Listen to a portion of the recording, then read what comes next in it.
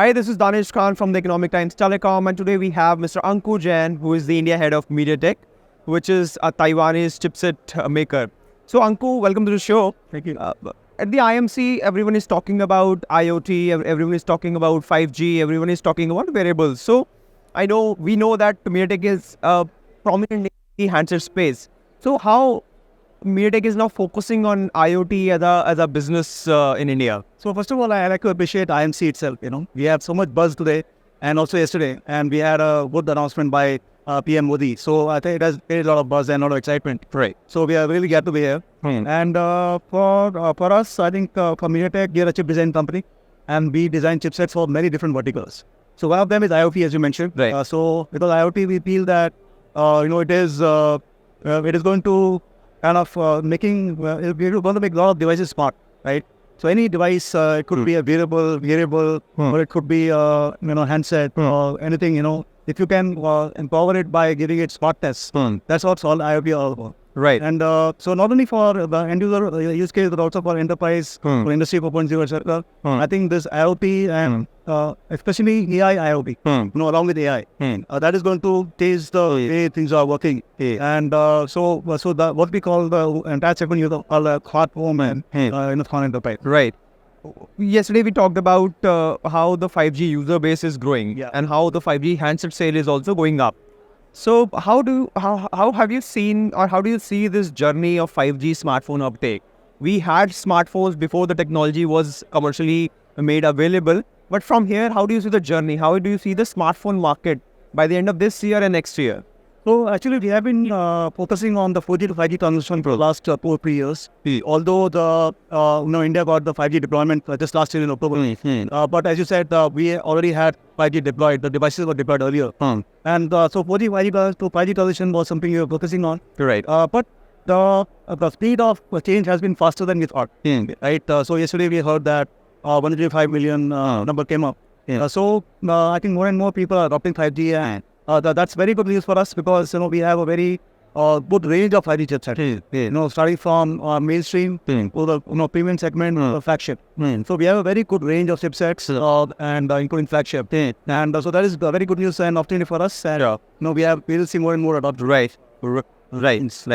How crucial is the affordability factor in the 5G adoption? We have seen now that more handset players have come up with the sub 10,000 rupees price of offering. Do you think that this trend will continue? More brands will try to bring affordable offerings, further enhancing the 5G handset sales in the market? Yeah, I think as we see in any technology, it takes time for the prices to moderate. Right, so that is something we have seen now recently, as you said. Sub 10,000 prices have come up, and I think that's a decision which is made by the OEM. And as I mentioned earlier, we have the entire range of chipsets, right, and it gives a lot of choices to the OEMs to bring out a device which they like to their market. Right. So earlier this year at the MWC, MediaTek showcased the chipset for the satellite communication technology. So would you like to touch more, touch upon the new chipset that the MediaTek company has? Yeah, that is a very new, exciting topic for us. So we introduced the satellite communication chipset from MediaTek, and it's already powering a smartphone powered by Motorola. And also there's a device which can which has this chipset inside and can attach to any smartphone. Right. So what this does is that a person who is out of the 5G network coverage, or any network for that matter, he can actually still be connected using satellite communication. That's what we call NTN communication, non-distant network. And so right now it's getting to the niche market, so it will be more focused on text and messages. But going forward in the longer run, we'll be able to support also the video call and so on. But from a MediaTek point of view, we have the chip ready with us, and we have to see, wait and watch how does it deploy in the globally. Right. But do you expect Satcom to come up in a big way in India going forward? I think it will come in India as well, because it is, for many users, they really want to be connected all the time. So it will be a good utility for them. But we have to see how does the operator rollout happens, and how does the ecosystem build up. Sure. But our chipsets are there to be used. Right. We can see how to get it for that. You have chipsets for devices across segments. Yeah. And the new service that India now has is FWA. Both the telecom operators have launched it. So how do you see this FWA device proposition in the market? And if MediaTek is also supporting the OEMs and the telecom operators who have the service launched in the country? That's a good question because, 5G, people feel that it is for smartphones only. And but actually, FWA is a very good use case as well as access. It's a very good use case, specifically in India, because we have a lot of rural areas which are not connected by fiber here. And for that, I think FWA will play a big role to get them to the broadband that way. Right? So I think that FWA is a very important use case, and we'll see a lot of deployments going forward. And MediaTek is also doing its part. Right. So are you supporting OEMs in India in the FWA space? Yeah, we are. And I'm not sure if we can announce the names, but we have a lot of action. Right. So similar to the smartphone, it is also being said that the FWA prices, the device price is high, but with time, with scale, it will come down. I think it will moderate with time, for sure, as it is in any other. Right. Any other segment which you think MediaTek is present in a big way, but end consumer do not know that the technology is being provided by MediaTek? So, we have, as well, in the last few years, we have been very, very well known for smartphone chipsets.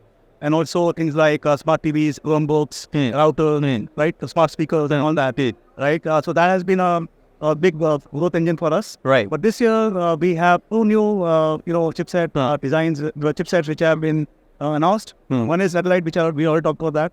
The second one is about the automobile industry. Okay. So we have the Dimensity Auto series of chipsets, Dimensity chipsets, and we have 4 different segments in that.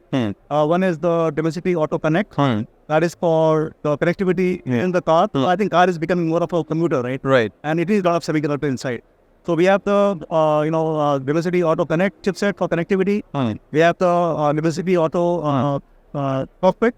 So you can see that the medium age cars, they have a lot of screens. So Multimedia. Right. So all that will be powered with that. Right. And then we have auto components with specific modules for connectivity, intelligence. Sure. And finally, we have the auto drive. Yeah. So all these kept together make the car more enjoyable, more secure, and so that is going to be a very big growth engine for us. Right. In the handset space, MediaTek is known for democratizing the technology. It did with 4G, and we expect it to do in the 5G space as well. But at the same time, in India, the premium smartphone segment is seeing unprecedented growth. Yeah. So, but do you think that MediaTek would be there leveraging or maybe capitalizing on the trend wherein people are buying pricier phones? So actually, that's a very interesting topic, because we have absolutely seen that more and more users are going towards expensive phones. And actually, timing is very good for us, because we have been able to getting with the flagship chipsets recently, and they have been doing very well. So if you see a lot of different brands using our flagship chipset for flagship phones, so it has converged in a very nice way for us. Right. Okay. Any new trend you expect in the market which we would see in the coming months? I think apart from the Velocity Auto, that will take time to see light of day in India at least. But smartphones is a new trend which is catching up. So anything in at home is smart, surveillance camera and all. Right. So that is catching up, and of course smartphones are doing still very, very, very. Well, last question on the company's R&D in India. So what role does the India R&D play for MediaTek globally? So we do have a huge R&D in India. So we have 2 offices, one in Noida, one in Bangalore. Right. And together they have about 1,000 plus engineers. That's quite a big size. 1,000 engineers, very, very highly qualified, highly skilled engineers. And what we do here is we do design for software, not hardware. So both aspects are touched here. Right. And this team is actually a extension of the global R&D. So we work on global products, and it is a extension of that. And also we have, because of the Make in India rise in India, we do also need to give support to the local, for partners locally. Who need R&D support. Right. That also is happening. Right. Increasing fashion. Right. But I think mostly we are doing the global R&D. Right. But does it also support local startups who are looking at or developing devices wherein you think your chipset or your technology could be relevant? So, the startups, of course, it's good to see that a lot of startups are coming up, even in hardware, Right. on the products. Right. So, if the requirement comes up, it is that way. Right. Any last comment on any particular technology, any particular segment that you want to highlight? I may have missed while asking. No, I think, we, I just want to mention again that, we have a very large portfolio of sets. Right. People should realize. Right. I think people are more aware about the smartphones. But I think we have smartphones, we have phones, Right. routers, Sure. we have auto, we have satellite. So we have a very big portfolio. Sure. And one good thing for us, which happens to this, is that we have a lot of that platform synergy. Okay. So a multimedia capability of a smartphone can be leveraged by a smart TV, auto, right? Sure. That kind of cross platform synergy Right. really makes us a very good, efficient R&D for us. Sure. Well, Anku, thank you very much for doing this, and I hope that we get to meet more often and discuss the technologies in detail. Thank you very much. So much. Thank Yeah. you. Yes, Thank thank you.